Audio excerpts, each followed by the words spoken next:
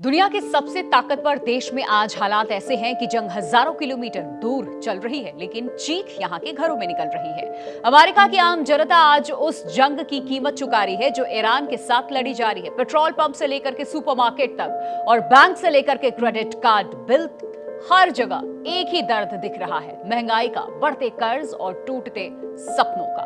नमस्कार, आप देखना शुरू कर चुके हैं एबीपी लाइव। आपके साथ मैं हूं प्रिया। अब घर खरीदना सपना नहीं, संघर्ष बन चुका है। कार लेना लग्जरी हो गया है और रोजमर्रा का खर्च अब जेब पर हमला लगने लगा है। वजह साफ है, जंग ने सिर्फ बॉर्डर नहीं जलाए बल्कि पूरी अर्थव्यवस्था को हिला दिया है। तेल महंगा हुआ, बाजार डरे, ब्याज दरें उछली है और इस पूरी चेन रिएक्शन का सबसे बड़ा झटका लग गया आम आदमी को। हालात इतने बिगड़ चुके हैं कि लोग अब ईएमआई नहीं, जंग की मार गिन रहे हैं। सवाल सिर्फ इतना नहीं है कि ईरान कितना बर्बाद हुआ, असली सवाल यहाँ ये है कि क्या इस जंग में अमेरिका की कमर टूट चुकी है और क्या आने वाले दिनों में ये आर्थिक दर्द और गहरा होने वाला है। इस पूरी कहानी की जड़ में तेल और महंगाई का सीधा रिश्ता। जैसे ही युद्ध की वजह से सप्लाई को लेकर के डर बढ़ा, वैश्विक बाजार में तेल की कीमतें उछल गई। इसका असर सीधा महंगाई पर पड़ा और निवेशकों ने सुरक्षित विकल्पों की ओर रुख कर लिया और इसी वजह से अमेरिकी बॉन्ड यील्ड बढ़ गई और इसका सीधा असर होम लोन पर पड़ा है।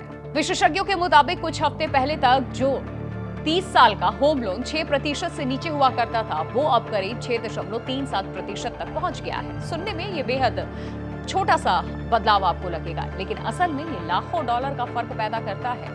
उदाहरण के तौर पर अगर कोई व्यक्ति $5 लाख का घर खरीदता है तो उसे अब पूरे लोन के दौरान करीब $36,000 ज्यादा चुकाने पड़ेंगे। यानी जंग ने बिना गोली चलाए ही लोगों की जेब पर सीधा हमला कर दिया है।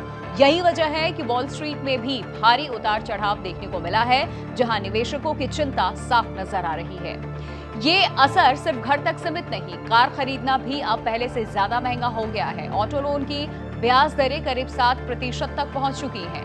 अगर कोई $30,000 का लोन लेता है तो उसकी जो मासिक ईएमआई होगी करीब $594 हो जाती है। अलग अलग यूनिवर्सिटी के प्रोफेसर्स के भी रिएक्शन सामने आ रहे हैं। उनका ये कहना है कि नई कारें पहले ही महंगी हो गई थी, अब लोन महंगा होने से सपना और दूर चला जाएगा। यानी मिडिल क्लास के लिए लाइफस्टाइल अब धीरे धीरे लग्जरी बनती चली जा रही है और सबसे बड़ी बात क्रेडिट कार्ड इस्तेमाल करने वालों पर पड़ रही है।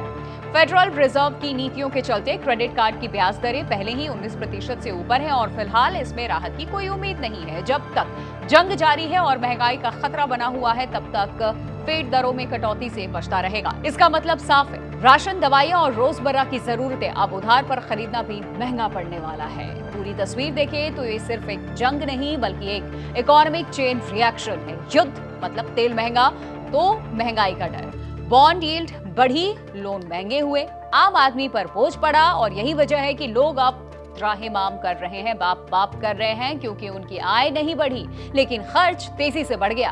अब सबसे बड़ा सवाल यही है कि ये जंग कितनी लंबी और खिंचेगी, क्योंकि जितना लंबा ये संघर्ष खिंचेगा उतनी ही ज्यादा अनिश्चितता बढ़ेगी और इसका सीधा असर ब्याज दरों और महंगाई पर पड़ेगा। फिलहाल संकेत यही है कि राहत जल्दी नहीं मिलने वाली, यानी आने वाले समय में आम जनता के लिए घर, गाड़ी और रोजमर्रा की जिंदगी तीनों ही और ज्यादा महंगे होने वाले हैं अमेरिका में।